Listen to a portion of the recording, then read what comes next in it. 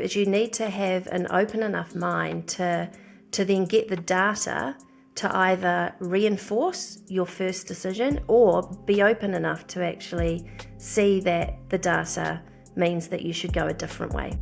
What are some steps that people need to take in order to start moving up through the corporate world and progressing their career? The most important lesson I have for everyone, and it's something that I always did, was I said yes to anything that was put in front of me.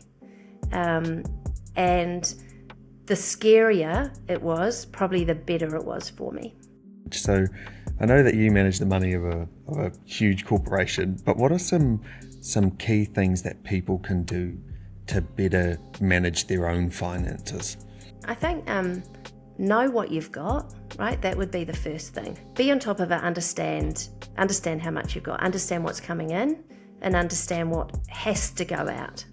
Like a feeling of imposter syndrome or anything. Did you feel that at times throughout your career? Did or do? Both. I think it is very much alive and kicking. If you can't believe that you can do it yourself, that's where you need to listen to others that are saying that you can do it, because like I said before, they wouldn't be asking you to do something if they didn't believe that you could actually do it. Welcome along to episode 29. I'm Cam. I'm the host of the Lifting in Life podcast. I have a bachelor's degree in psychology. I'm a personal trainer and I also work in IT. Today, I'm lucky enough to be joined by Kirsty Godfrey-Billy. She is the CFO of Xero, and she has over 20 years of experience working in the corporate world for companies such as PwC and the BBC over here in the UK. For some context, I actually work at Xero, and Kirsty is someone that I look up to within the company, and honestly, I'm not just saying that, she really is. So yeah, I feel quite privileged to be able to chat to her today. We explore quite a few topics in our chat, ranging from the skills that it takes to be a leader, to advice around progressing your career, and then also how to better manage your time and also your finances. As always, I appreciate you tuning in to the podcast, and any support you can show goes a long way, and it helps me continue getting these awesome guests on. So if you can like, comment, subscribe, follow, whatever it is, it all goes a long way, and I genuinely really appreciate it. Thanks for listening, and remember, you make you. Cool. Right. Okay, I think we're good to go. Kirsty, thank you so much for coming on the podcast. You're obviously someone I look up to within Xero, so it was an honour to finally make this happen and be able to get to chat to you today. Thanks so much for having me. Looking forward to it. No worries. There's obviously a bunch of stuff that we can chat about, but I thought where we would start, I was listening to a podcast you were on with Sharesies. I think it was maybe a couple of years ago you did it. And right at the beginning, I was quite intrigued because you were talking about how when you were 7 years old, you got your first taste of accounting. And then from there, you kind of knew what you wanted to do. And I was thinking, when I was 7, I think I wanted to be maybe like a firefighter or like an actor or a politician. And yeah, I'm none of those things. So I feel like it's probably more common that when kids think they want to be something, they don't actually become that thing, and yet you actually pursued that career and have sort of got into the top of that space. So can you speak to that and maybe some other key moments in your formative years that kind of shaped the person you are today? Yeah, so before I was 7, I did actually want to be a vet. I wanted to have a red sports car and drive around the countryside in New Zealand, like fixing animals on farms.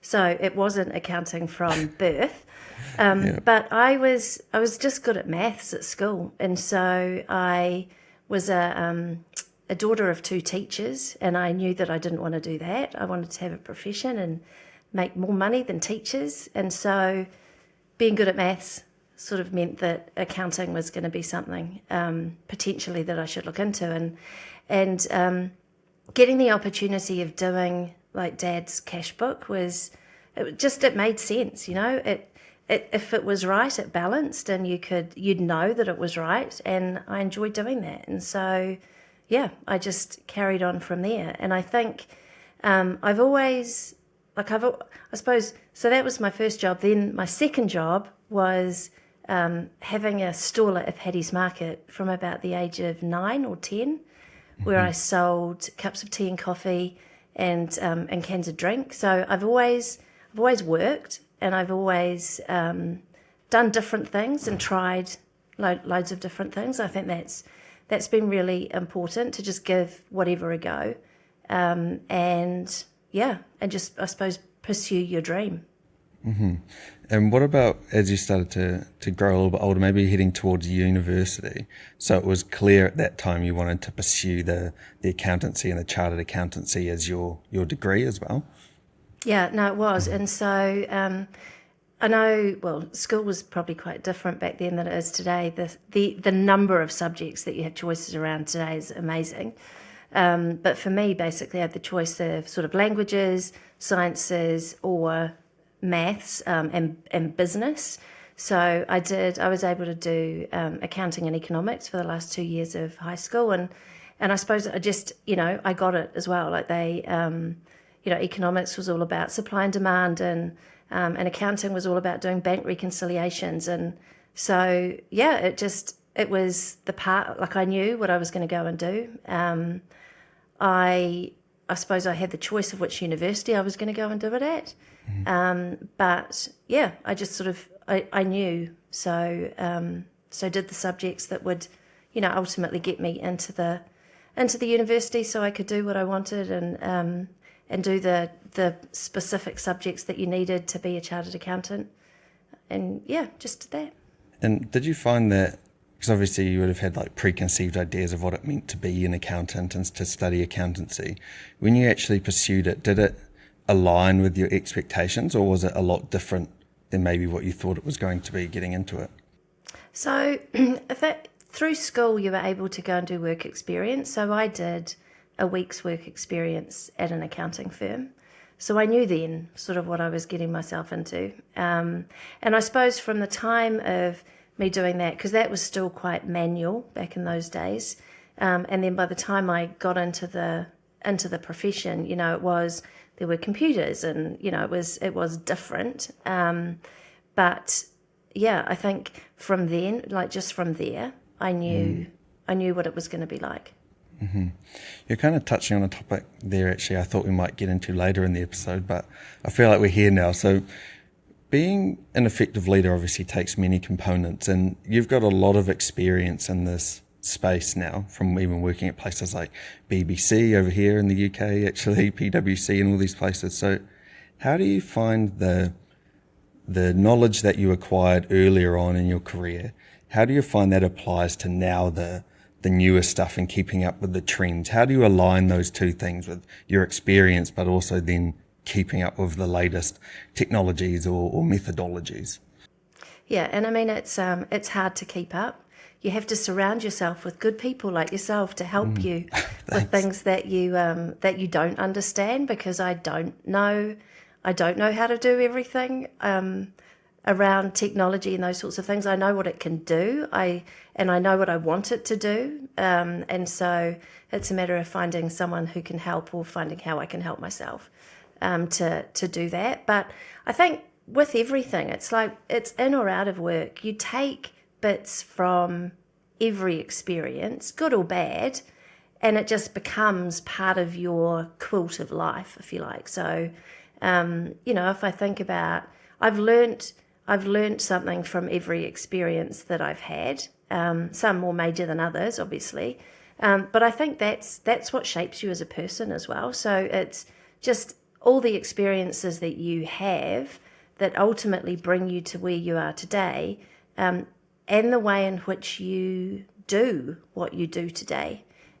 Because you do learn from different people, and, take things, copy things that you think are good, learn which things that you definitely won't do. And so I think, I suppose in summary, it is hard to keep on top of it, particularly now. Things change so much. With Gen AI, the opportunities are endless, both within Xero and outside, from our product perspective, but also what's happening around the globe. And so, you have to be open to it, but also understand that you can't be an expert at everything. So that's why you need good people around you as well. Yeah, it sounds like as a sort of a matter of taking the ego out of the equation too, and being an active listener when people are talking and understanding that I suppose everyone has something that they can teach you. Yeah, I think something that you learn as you get older is it's actually okay to not know everything. That you can be good at what you do without knowing everything. You're good at what you do and you bring what you bring that is special to it. But that's where, I think that's where collaboration, it's where, looking at having diversity, those things are all really good to make sure that, you're never going to be able to do everything yourself. So, bringing all those other different skills and being open to it, and knowing that it's totally okay to be like that. I think that is something that you learn maybe with age. Yeah, some wisdom there. I feel like that would help build trust in your team as well. Like if you have the ability to say like, hey, look, I don't know how to do this thing. Can you please help me? Instead of always trying to be the person to try and solve the equation, then they're going to maybe have distrust or not sort of get along with you as much, instead of you just sort of putting your ego to the side and admitting that I don't know how to do this thing. Can I please have some help? Yeah, I mean, maybe. It's certainly different people lead in different ways. I lead an amazing group of people who know way more than I know about their areas of expertise. Now, I do know how to. I know enough to be dangerous enough to ask them questions, just to sort of like test their thinking in the way that they've thought around coming up with a particular solution or opportunity. But you hire fantastic people because you trust them, and they're experts in their field. And then, as I say, together you can be, amazing magic, because you're bringing each part of what you can bring to the equation to solve that problem or to take hold of that opportunity. I was interested to ask you what it takes to be an effective CFO, and it sounds like you're already touching on a couple of key qualities there. So how would you describe an effective CFO, and what does that look like to you? Yeah, and I think it's changed. I think the accounting profession itself has changed, and I think Xero has actually played a really large part in that. Where if you were asking me that question, 20, 30 years ago or whatever, it would be a very different skill set, I think, that you possibly would have needed. Where now you really need to be a really good thought partner, commercial thought partner, strategic thought partner to the CEO and to the rest of the leadership team. And so to do that, you have to have, I think today it's particularly important that you have a high level of EQ and an understanding of others. I think you need to know enough technically to be able to hold your own, while also having experts behind you that can go into more detail. And I think, it is really important that you know your business. You're one of the very few people on the leadership team that actually get to see the whole entire business and can bring it together. And so it is about being a really good CFO, but actually being a really good leader around the table as well. So bringing in, all of that sort of commercial acumen, your strategic thinking to the table to allow you to be able to bring, that sort of level of expertise to any conversations around the table. And when it comes to those sort of, like you're speaking to some big decisions and being a thought partner there, I can almost guarantee that the decisions you had to make when you were early on in your career versus the decisions that you have to make now, and their impact and their scope has obviously grown. So how do you approach having to make those difficult decisions, and that has that approach evolved throughout your career? So if I think about my very first professional job, it was at the Small Business Centre in Christchurch, and it was effectively helping long-term unemployed into self-employment. And so what they could do is they could pull together a business case, and then my job was to review the business case and then write a report about whether or not I thought they should get a grant from the government to go into self-employment. Now, when I feel I like did that's a that, heavy job to start off with. well, yeah, but the thing is, I think because you sort of like, well, I find that I just get a view, like a first view of what I think is either going to be a good or a bad idea. Now, probably when I was younger, I listened to that a lot more, and maybe would just do whatever based on what that was. Both probably professionally, but also personally as well. Like that's just what I did. I think as I've got older and as the decisions have got bigger, you do still have that first initial gut reaction, but then what you do is you need to have an open enough mind to then get the data to either reinforce your first decision or be open enough to actually see that the data means that you should go a different way from where you first thought. So I think it's important that you are open to listening to other ideas, and look at, whatever information you can come up with to help you with decisions. But then ultimately as well, to move in a fast-paced environment, you do also need to accept that sometimes you're going to get things wrong, and be okay with that. But, get on top of that quickly, stop whatever you're doing, refocus and move on. But I think, if you're waiting for perfection, that's also going to really slow you down, which is just not going to work in a fast environment like Xero. A quote that I saw recently is actually in the Milton Keynes office, right where the IT team sit, and it says iterative progression is better than delayed perfection. And I feel like that just resonates a lot. Would you say that's sort of an approach that you take to a lot of the things that you do?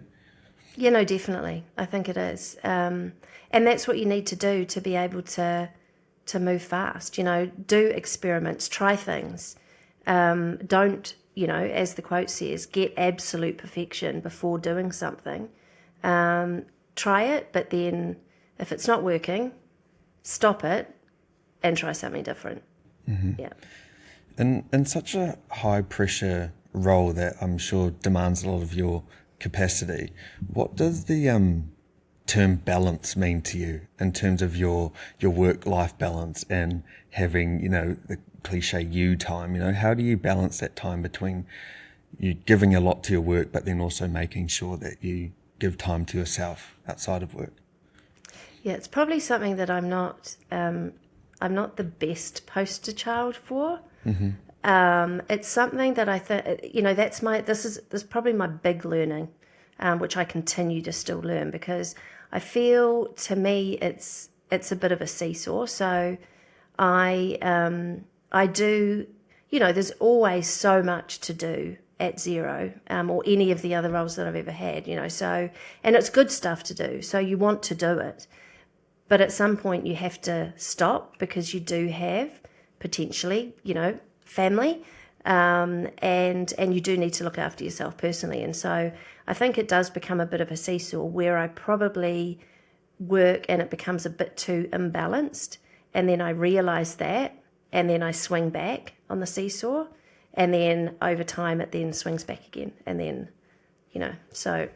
So the balance would be more kind of like from a macro sort of level, then like you might be working really hard for like a month or two and then you take a little bit of time off, or it doesn't sound like your day to day is super structured in terms of the work and like switching off. I think, well, I mean, you're completely aware, right? Yeah. My phone is connected to me pretty much 24/7. It's my alarm clock in the morning. Like it's there. And so it is at times just, putting it down, leaving it somewhere. I went away on a holiday a couple of months ago, and didn't take my laptop, had my phone, and literally I put it in a drawer in the hotel room, and I would let myself check it twice a day, in the morning and the evening, but then just like cut it off, put it in the drawer. And I think it's important that you let yourself do things like that. And Because could you it is really actually important. relax then? Or like, did you feel antsy not having it? Or could you actually relax without having it? No, I think, well, I was pretty tired, so Yeah, fair enough. I managed to do it then. I mean, if it's, yeah, I think for everyone it is becoming a bit of an addiction, probably. Absolutely. So, yeah, I mean, it's something that I'm certainly very aware of. I remember my son was learning to skateboard when he was, I don't know, 5 or 6 years old or whatever. And so he said, come out and watch what I'm doing on the driveway. So I went out and watched him, and then I came back and he was like, why did you have your phone in your hand? Oh, no. And it was just like one of those like, oh my God, worst mother ever moments. And so I remember that. And so every now and then I think, I have to dedicate my time to, my son, my friends, my husband, whoever it is, my parents, whatever, because they are what's important to me at this particular moment, and be really present in the moment. Because I think when you've got your phone next to you all the time, you can't necessarily you're just not being 100% present in the moment. No, even like there's the whole idea, even if it's sitting on the table, right? You're at a cafe having a coffee, even if it's sitting on the table, it's still a thing that's sort of a part of the equation. It's not just you and the person that you're talking to then. Yeah, exactly. Exactly. And sort of on the similar kind of vein, what has, throughout your career, health and well-being kind of meant to you? Because obviously, like, your role requires a lot of your time and at times must be very stressful. So what does the role of health and well-being kind of play? It's something that I've always been aware that I need to be thinking about. And I'm, like I say, it's one of these things that I've got still a lot of learning to do. People that work with me would say that I'm very good at saying that I'm going to do something, and then something will happen to stop me from doing it. So, I'll say I'm going to, I'm going to train to do the couch to 5K, and then I hurt my Achilles, or I just started to get back into daily walking, and then, got a virus, and it just, those sorts of things happen. But I'm always trying to do something. And I think too, when you're traveling a lot as well, like, large, long haul flights, it also means that you think more about looking after yourself as well when you're doing that, like just sort of looking at what you're being given. It's very enticing when you first start to travel for work, that you want to enjoy every single thing that that a flight attendant tries to give the you, drinks and because the food. it's like it's coming. And so it is just going, well, actually I don't feel like dinner, like you're trying to give me dinner, but actually I'll just have a bowl of soup, or whatever. So it starts to become something that sort of you think about, and I suppose as you get older too, you start to see friends and family, health start to deteriorate a bit, and it means that you do have to look after yourself probably even more Yeah, than it you did becomes when more you of were a reality, right? Yeah. When you're kind of faced with that. Yeah, I feel that. All right, pulling it back to more of the tangibles. For someone who's listening, maybe they're in a similar boat to me, maybe like 26, 27, went to uni in the corporate space now, and wanting to progress their career. What are some steps that people need to take in order to start moving up through the corporate world and progressing their career? So the most, I reckon, important lesson I have for everyone, and it's something that I always did, was I said yes to anything that was put in front of me. And the scarier it was, probably the better it was for me. And so it meant that I got exposed to so many different things. And also if you're being asked, that says something about you as well. So I think that is something that everyone should try and do. And really, I know for myself, like I always had a lot of self-doubt about being able to do, whatever I was being asked. But you just have to trust in the person who's asked you to do it because they believe that you can do it. Mm-hmm. So therefore, believe in them, believe what they're saying, even if you don't believe it yourself. Because I think that's how you grow and learn. I think also, particularly, in particular industries or smaller countries like New Zealand, for example, relationships are incredibly important. So I absolutely believe you should never burn a bridge, right? Even if you have an absolute dislike for whatever reason of a particular individual, for example, don't burn a bridge because people know people, and you don't know when a path will cross again in the future. And relationships matter. I ended up at Xero because of getting to know Rod Drury at High Tech Awards.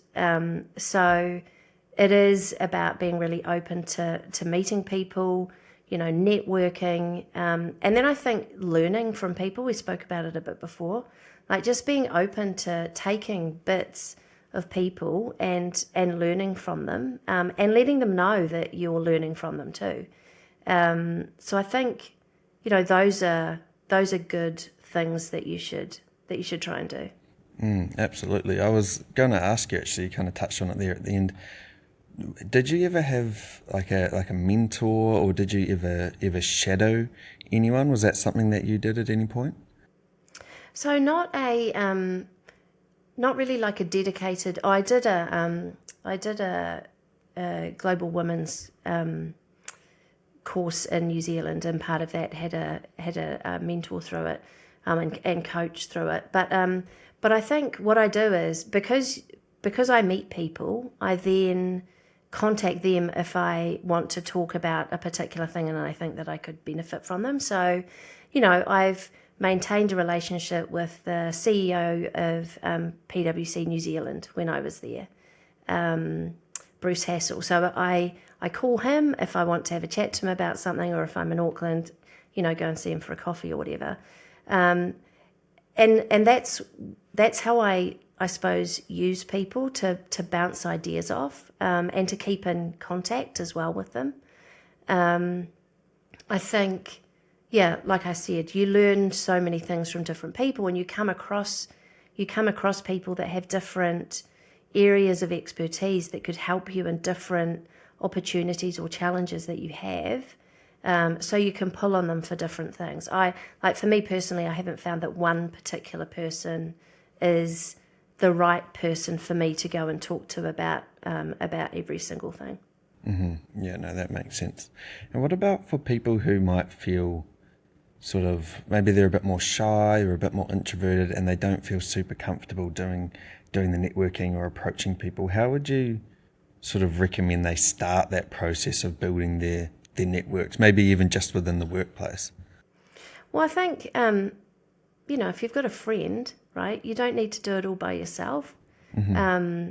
I think, that's a way that if the two of you go and, let's say, for example, you were going to go to a Friday night drinks at work or whatever, like don't try and rock up there by yourself. That would be scary. Uh-huh. Go with a friend, and then, just there's opportunities to just start to make small talk. So maybe have a couple of questions just to be able to break the ice when you're standing at the beer tap or whatever, getting some food. Just start with a few questions. Could be about anything, literally about how their day was, or some sports game that's just been on, or whatever. I think that's the way, because it's not. I think everybody thinks that everyone else is really, really confident and it's only them that's actually really shy or whatever. I don't believe that. I believe everybody has a little part of them that is, a little bit lacking in confidence, whatever. So don't assume that everyone else out there is just totally, comfortable with rocking up to a complete stranger and starting a big conversation. I think, that goes a long way. And if you, I know if I go into an event and I don't really know anyone, I look for someone else who is sort of standing by themselves who looks a bit awkward because they are looking for you to come to speak to them, right? You can save Throw them a lifeline. And then, exactly. And then the two of you are there and you can get to have a conversation. And then, somebody else may join it or not. But yeah, I think it's one of those things can be scary, but just push yourself out there a little bit and you'll find that it will actually be way better than you probably are thinking in your head that it would be. Yeah, no, I definitely agree with that. And it's amazing just by saying hi to people in the office as you walk past them or whatever, how that builds a relationship over time. You start off by saying hi and then, all of a sudden you're in the kitchen at the same time and you're grabbing a coffee and then you chat for 10 or 15 minutes just because you started off saying hi around the office. Exactly. And like I say, I think everybody wants to make connections. And so it's just about making that little first step. Now, another tangible question for people who are listening. Most people who are listening probably don't own a company the size of Xero, but we all have our own money, that we need to manage. So I know that you manage the money of a huge corporation, but what are some key things that people can do to better manage their own finances? I think know what you've got, right? That would be the first thing. So, I've always been someone who's had my personal banking app on my phone. I also have my bank sends me a message every time a transaction comes out of my bank account. Now that is good because then I can check if I know what that transaction is about, because that's something that you have to be a bit careful of too, sometimes now with credit cards particularly and stuff like that. But I think so, be on top of it, understand how much you've got, understand what's coming in and understand what has to go out, and make sure that works. And so make sure that when you make a commitment for something, so like for example, if you take out a loan or you get a mortgage or whatever, make sure that you know that you're going to be able to make the repayments, because that's how you start to get into trouble if you can't. And also, don't assume that everything is going to stay the way that it is today. I know a lot of people around the globe at the moment are potentially struggling because interest rates have gone up hugely in the last couple of years. And so let's say you signed up for a mortgage at just over 2% a couple of years ago, and it's about to come out of fixed, and it's like 6.5% or 7%. That is massive, like a huge, huge difference.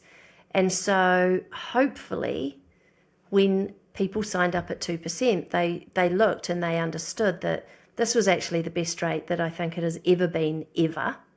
And so the average rate, let's say, for example, in New Zealand, generally is at about 7. So you should have been thinking about, if it goes up to 7, am I still going to be able to pay these payments? So I think just, knowing what your situation is, doing a bit of planning and budgeting, and understanding what is fixed that needs to be paid, and then how much you've got to play with, and then make sure that you only play with that. And that could be setting up another separate sort of bank account, which can be your sort of play bank account. So it's completely separate from, this is what I get and these are what my bills are. I think it's about keeping on top of where you're at, and what's going to happen in the future. Would you say that a quite a common problem is that people sort of lack that planning aspect when it comes to their finances, and they may be like sort of either in the dark with it or potentially just too spontaneous with their finances. I don't know. I can't speak Yeah. for everyone, but I mean, I can see how it can be a problem, right? There are a lot of people who aren't, like I'm lucky from that perspective because I like numbers. There are a lot of people that don't like numbers and don't get it. And that's where you can turn to help if you're, if you're an individual, like maybe if you're thinking about taking a bank loan out, go and talk to your bank. I know it's quite hard to actually get into physical banks now, but like try and talk to someone, even if it's like it's your bank, or maybe just a mate who is a bit more into their finances, or someone in your family, because it is so easy to to see a nice car or something and just think, oh, I can get a loan for it, and then suddenly you've got loan payments on something that is actually decreasing in value, and you're struggling to make ends meet with it. So yeah, it can happen easily. But then if you do find yourself in that situation, because sometimes that just happens, then it's a matter of working out a plan, as I said, like a plan to get yourself back on top of it, by either putting a bit more into that bank account, which is for all the bills, to make sure you can pay off the loan a bit faster, or looking at what you can cut out. I mean, something that we do, because it's amazing how many Apple subscriptions you end up, like how many times Apple takes money out of your account, and it's little bits, but it just is continuous. So it's like looking at your subscriptions and going, oh, okay, so I've like got all of these subscriptions. Do I need all of those things still now? Have I still, when did I last use Headspace? When did I? Yeah. So And having that just notification set up, like you were saying, is such a good idea. Because I remember I paid like Audible for 6 months or something and didn't realize it was kind of handy because I had 6 free credits, so I could get 6 books. But it's so true. But if you, like you said, have those notifications set up, that can help you sort of mitigate those kind of issues, exactly. right? Like, why is $10 coming out? Like, ugh. Yeah. So I think that's important, and just too, I mean, now with all the different streaming solutions you can have, you think that you need. We have this conversation at home too. Like, we seem to need everything because some things on Netflix and some things on Apple and some things on Neon, and blah, blah, it just goes on, Disney and YouTube. And so if you have found yourself in a situation where maybe you've got a few more bills than what would be the right amount for your income, then it's looking and going, what can I cut back on? Not forever, but just to get myself back on track. What can I cut down on? Or am I doing the right thing? Do I have the right power supplier, for example? Because there's loads of different things online that will help you find out whether or not you're paying the right amount for power or whatever. Would you say this sort of just basic fundamentals of finances is a gap that's sort of missing in the education system a little bit? Like, do you think that we should be taught this kind of stuff at school? I think it would be a great idea. Yeah. I mean, I was always very keen on getting Nick a bank account early, and like having it set up on something that he could see from a technology perspective, and having an EFTPOS card and understanding that you can swipe it and the money disappears, but it's gone. So I do think it is something that's really important for everyone to know about. And I think schools are probably doing a bit of a better job than they were, but I think there's probably, it's well and good if you're into business and you're doing business courses, but if you're not, they're actually probably the people that you want to have those basic skills around how to manage your finances. Absolutely, because it's not until you're actually in the real world, like you go to uni or you move out of home, that you start to realize, like, wow, this managing money stuff can actually be quite difficult, and my emotions want this new car or something, like you said, but my bank account can't afford that. So sort of not giving into that spontaneity or just the emotional buying of things. But I think also the way in which now you can get student loans probably isn't helping that either. Because it probably feels a bit like free money at the time. Absolutely. But it is setting yourself up for a large debt that needs to be paid off when you start working. So again, it's just a matter of being on top of it and knowing what you are racking up from a loan perspective, and working out how long it's going to take you to pay it off. Yeah, I can definitely resonate with it feeling like free money or fake money. It's not until you actually start earning and you see the percentage of income that goes straight onto your student loan that you realise that it's not free money or fake money at all. It's very real. Now, pulling it back to you as an individual in your role, and obviously you hold a position of leadership within the company, would you say that your skill set as a leader was something that you were born with, or is it a lot of the qualities were learned throughout your journey? Can I say both? Yeah. I think It's probably because the right answer, to be honest. I think it is both, because I think your personality and the strengths that you have as an individual, I think, do play into it. They do. But then there is also a lot of things that you can learn along the way. As I said, like I try and pick up bits from everyone that I work with, and, have working for me. I think that there are things that you can learn. Like, for example, within my leadership team, we've done a lot of learning on, ourselves as people and then as leaders. So, emotional intelligence. Like, for example, you think that is something that you probably are born with, or you don't, or that's it. But there are books that you can read that actually help you learn to be more open and to understand others and to put yourself in other people's shoes. And so we as a leadership team worked through this emotional intelligence 2.0, which basically took people, and you can imagine leaders in finance, sometimes EQ isn't a strength of theirs. So they learnt from it, and I think if I look at some of the leaders who have been in my team that I've worked with for the whole time that I've been at Xero, the growth that I've seen has been incredible. Really seeing from someone who is technically very strong to really someone now who is an amazing leader, and that's been through growth.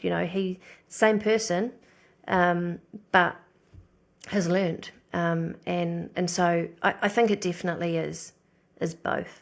And what would stop someone in that instance from not becoming an effective leader and just remaining technically proficient? I think not being open to learn, maybe. If you don't, you have to be open to the fact that you can be better. If you think that you're already good, then you're not going to be open to learning. So you do need to ensure that you are open to understanding that there is opportunity for you to improve, because otherwise you won't. Yeah. And right now in our day and age, we have all these podcasts and audiobooks and YouTube channels of all these entrepreneurs and business owners and stuff sort of preaching this stuff and how to be an effective leader and all of that. So throughout your time, did you ever sort of actively seek out resources to learn more about leadership or anything like that? I think it comes back to books and reading books. Yeah. There are some great books out there, And so, I think like Patrick Lencioni, for example, he's done some great books. The Advantage, again, it was a book that the CFO LT worked through, and literally it's a step-by-step guide to how to bring a leadership team together. So I think you can't, again, there's so much, as you're saying, so much material out there. You can't listen and watch every single thing. But also, if you talk to people and someone says, oh, wow, I listened to this podcast or, watch this clip or, whatever it was, like take note of it and watch it because it's a personal recommendation. So I think being open to talking to others about things that you've found that are good and sharing, is also incredibly helpful. It feels like a key message that's coming through about being an effective leader is being humble and having the humility to learn from other people, which, I don't know, sometimes it's a misconception that if people hold a position of leadership that like, oh, what can I offer them? But the irony is that like, it sounds like if you are humble and willing to learn from everyone, it's actually to your benefit too. And like from my personal experience interacting with you, I think you're super humble, and you interact with anyone in the company and you're very nice to everyone that you interact with, because sometimes it can be a little bit nerve-wracking, like, oh, we've got to go, help the CFO with this thing. Oh, okay. But you always, make everyone feel very welcome and at ease. Well, I think something that I don't know why, but everyone, I see very much I don't see hierarchy, I suppose is what I'm trying to say. Like everyone is there to add value in whatever they're doing. So that's just the way that I operate. I think it's probably cultural too. I don't know how if you've found any cultural differences between New Zealand and the UK. It's probably not as stark between those two countries, but there are cultural differences in the way in which people lead around different geographies around the world. So I think it is very much a New Zealand, maybe even ANZ type of thing where we are just more humble. In the way that we operate, which is a good and a bad, because it means that we also are not very good with, we talk about tall poppy syndrome in New Zealand. That's the negative of, everyone being humble, because you should absolutely be able to celebrate success and be really proud of what you've achieved. So it is a balance, because you need to be able to celebrate those successes. Yeah, you mentioned earlier actually, in terms of like ascending the sort of corporate ladder, you mentioned that when you're presented with an opportunity, sometimes maybe you think you're not up to it, and it's kind of like touching on that tall poppy syndrome there. So is that something like a feeling of imposter syndrome or anything? Did you feel that at times throughout your career? Did or do? Both. I think it is very much alive and kicking, and probably most